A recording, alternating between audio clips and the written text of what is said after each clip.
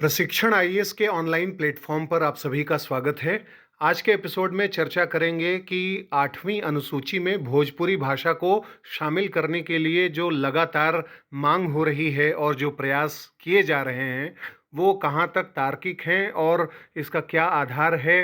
किसी भी भाषा को अगर 8वीं अनुसूची में शामिल कर लिया जाए तो उससे क्या लाभ मिलेगा? और क्यों बहुत से अलग-अलग भाषा बोलने वाले लोग भाषाई मान्यता यानी जो एक रिकॉग्निशन लैंग्वेज को मिलनी चाहिए उसके लिए लगातार प्रयास करते हैं, उसका क्या लाभ मिलता है, इन सब पहलुओं पर चर्चा करेंगे। तो मातृभाषा यानी जो हमारी मदर टंग होती है, वो एक भाषा मात्र नहीं है, बल्कि वो एक भावना होती है, इमोशन होती है, जिससे व्यक्ति अपनी संस्कृति, सभ्यता, प्रथा, परंपरा, रीति-रिवाजों को सरलतम तरीके से एक्सप्रेस कर पाता है। और कई मातृभाषाओं यानी मदर टंग को मान्यता मिलनी ज़रूरी होती है। हाल के समय में भारत की संसद में, लोकसभा में, राज्यसभा में भोजपुरी को मान्यता दिलाने के लिए यानी 8वीं अनुसूची में शामिल करने के लिए बातें फिर से तेज हुई हैं। सांसदों ने इस पर प्रश्न उठाने शुरू किए हैं कि ये मान्यता मिले, इसको संरक्षण प्रदान किया जाए। वर्तमान समय में अगर देखें तो 38 भाषाओं को इसमें यानी 8वीं अनुसूची में शामिल करने की अलग-अलग राज्यों से मांग चल रही है।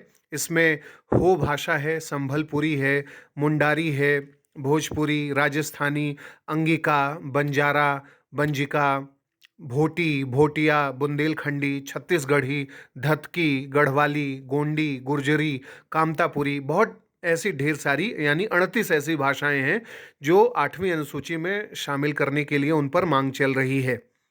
अगर 8वीं अनुसूची में कोई भी भाषा शामिल कर ली जाती है, तो उसका सबसे बड़ा फ़ायदा ये मिलता है कि उस लैंग्वेज को प्रिज़र्व करने में, उसको प्रमोट करने में और उसको प्रोपोगेट करने में मदद मिलेगी।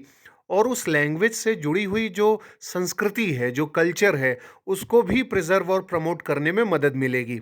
दूसरी जो सबसे बड़ा बेनिफिट इसमें मिलेगा वो होगा रिसर्च और स्टडी को बढ़ावा मिलेगा। यानी भोजपुरी भाषा अगर 8वीं अनुसूची में शामिल हो गई तो भोजपुरी में अनुसंधान किए जाएंगे, भोजपुरी भाषा में स्टडी को, अलग-अलग प्रकार के अध्ययन को बढ़ावा मिलेगा। इससे एक रिच कल्चर यानी जो एक रिच लैंग्वेज जिसको कहते हैं, समृद्ध साहित्य और भाषा, उसका विस्तार होगा। इसलिए ये बहुत इम्पॉर्टेंट है। और इसके साथ ये भी माना जाता है कि इससे एजुकेशनल अपॉर्चुनिटीज़ भी ज़्यादा खुलेंगी। यानी जो शैक्षणिक अवसर है, भोजपुरी में कोर्स चलाए जाएंगे, भोजपुरी में लोग एग्ज़ाम दे पाएंगे अगर भोजपुरी को और ज़्यादा आगे प्रमोट किया जाए और कई विभिन्न परीक्षाओं में भोजपुरी भाषा में लिखने का अवसर दिया जाए, तो इससे एजुकेशनल अपॉर्चुनिटीज़ और बढ़ सकती हैं। तो ये भी एक लाभ इससे मिलता है।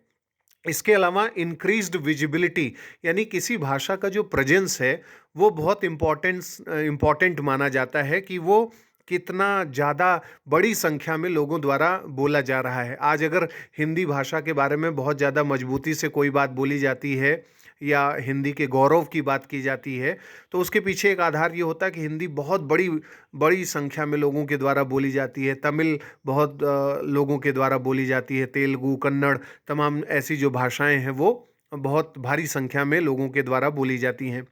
दुनिया भर के 16 देशों में लगभग 25 करोड़ लोगों की मातृभाषा भोजपुरी है। नेपाल और मॉरिशस जैसे देशों में इसे विशेष मान्यता है। अगर हम हिंदी सिनेमा की बात करें तो उसमें जिस लोक भाषा का सबसे अधिक इस्तेमाल हुआ है वो भोजपुरी भाषा है। और भोजपुरी भाषा को अगर 8वीं अनुसूची में शामिल कर लिया जाता है तो इससे एक लाभ ये भी मिलेगा कि इससे गवर्नमेंट सपोर्ट मिलने लगेगा लैंग्वेज को, यानी फंड मिलने लगेगा लैंग्वेज डेवलपमेंट के लिए। कई बार ऐसा होता है जब भाषाओं को विस्तार देना होता है अलग-अलग शैक्षणिक संस्थाओं में, लाइब्रेरी के स्तर पर और एकेडमिक इंस्टीट्यूशंस में, तो उसके लिए फंड की ज़रूरत होती है। और सरकार जब आधिकारिक मान्यता किसी भाषा को देती है तो उसके लिए फंड भी निर्गत करने लगती है। ये भी एक बड़ा लाभ है, इसलिए भी 8वीं अनुसूची में शामिल करने की बात की जाती है। और सबसे बड़ी बात ये भी है कि कल्चरल जो प्रिजर्वेशन है वो एक बहुत इम्पॉर्टेंट चीज़ है, क्योंकि सांस्कृतिक संरक्षण जब भाषा का होने लगता है तो उससे किसी समुदाय की जो भाषाई विरासत है, जो लैंग्वेज हेरिटेज है, वो भी मजबूत होती है और उसे संरक्षित करने में मदद मिलती है। भोजपुरी भाषा को बहुत लंबे समय से 8वीं अनुसूची में शामिल कराने की बात चल रही है। 1971 में कम्युनिस्ट पार्टी ऑफ इंडिया के सांसद भोगेंद्र झा ने पहली बार संसद में भोजपुरी को 8वीं अनुसूची में शामिल कराने से संबंधित एक बिल संसद में पेश किया था, हालांकि वो नामंजूर हो गया था। बाद में 2009 और 2016 में उत्तर प्रदेश के वर्तमान जो मुख्यमंत्री हैं योगी आदित्यनाथ, इन्होंने भी भोजपुरी को मान्यता दिलाने के लिए लोकसभा में प्रश्न उठाया था। 2013 में सुशील मोदी ने बिहार में इस मुद्दे पर उठाया था और ये भी कहा गया था कि बिहार में जब सरकार बनेगी तो वहाँ पर जो है भोजपुरी को विशेष मान्यता प्रदान की जाएगी।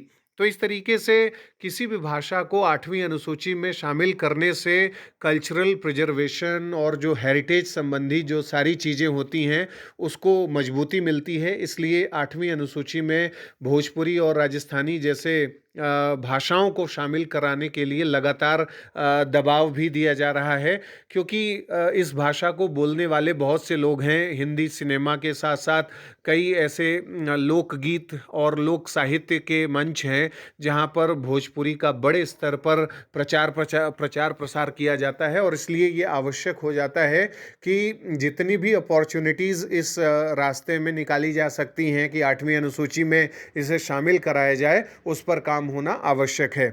तो ये है आज का एपिसोड जो 8वीं अनुसूची पर आधारित था।